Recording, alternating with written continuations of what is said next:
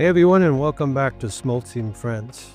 Today we're diving into something that I think a lot of us can relate to, and it's my latest adventure at a big box warehouse. Now don't get me wrong, I love this place. I love the people, how friendly they are, and even how helpful they are. But this Sunday morning, I'm not talking about the store or the staff. It's about the guests and the customers on this episode.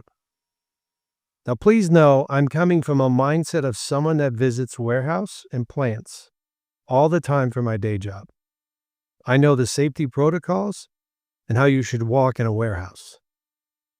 So as I continue, I would like to make a suggestion that the shopping carts at this store should come standard with turn signals, brake lights, head beams, and a horn.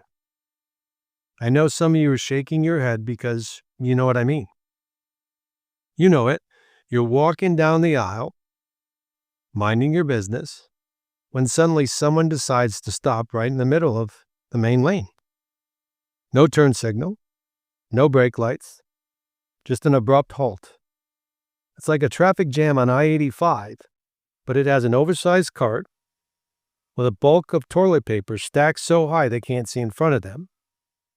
The problem is, with the sudden stop and no brake lights, that means the person behind me isn't alerted in time to stop until they run into you. So then, you have to pull over into another lane and assess the damage to your body. Now, there's the one-lane confusion. Somewhere along the line, I think we forgot that aisles are meant to flow with multiple lanes. It's not the NASCAR, folks. You can't just do a U-turn in the middle of the snack aisle because you forgot the peanut buttered pretzels, or racing back to that sample table because you enjoyed that new Chex Mix flavor. I can't tell you how many times I've been in a potential T-bone interaction. You know that moment, you turn the corner, and suddenly there's someone speeding down the frozen aisle like they're late for their flight. Or worse, when your Achilles tendon becomes the brake pad for the person behind you who isn't watching where they're going because they are face deep into their phone checking off the grocery list. Next thing you feel is the sharp pain. You look back, and they just give you that half smile.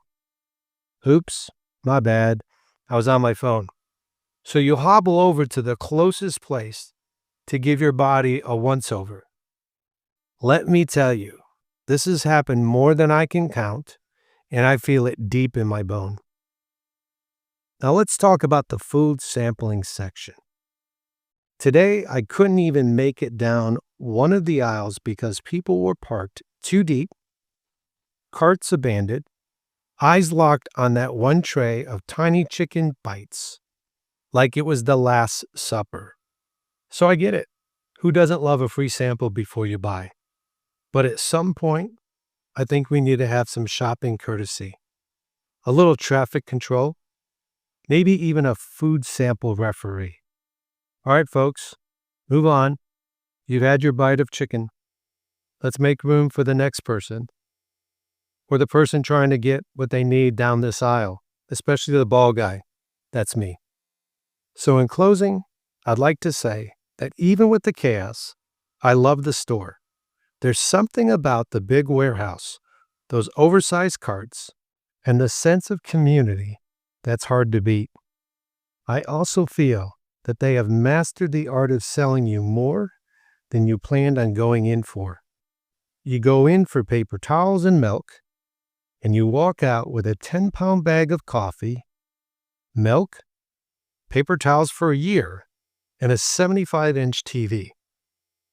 My final thoughts are that maybe the real story isn't about traffic jams or samples. Maybe it's about the people and all of us trying to do our best in a busy world, bumpy carts, laughing it off, and maybe learning a little more patience along the way. So the next time you visit a big box store, take a deep breath, smile at the chaos, And remember, we're all just trying to make it through the aisles together. I hope this made you laugh and even brighten your day. Again, I'm a big fan of the store and the people that work there. Send me a message at smoltzyandfriends@gmail.com and tell me about your funniest or most challenging shopping moment. Maybe I'll share it on a future episode. Until next time, stay kind, stay patient, and don't forget to use your hand turn signals during your next visit.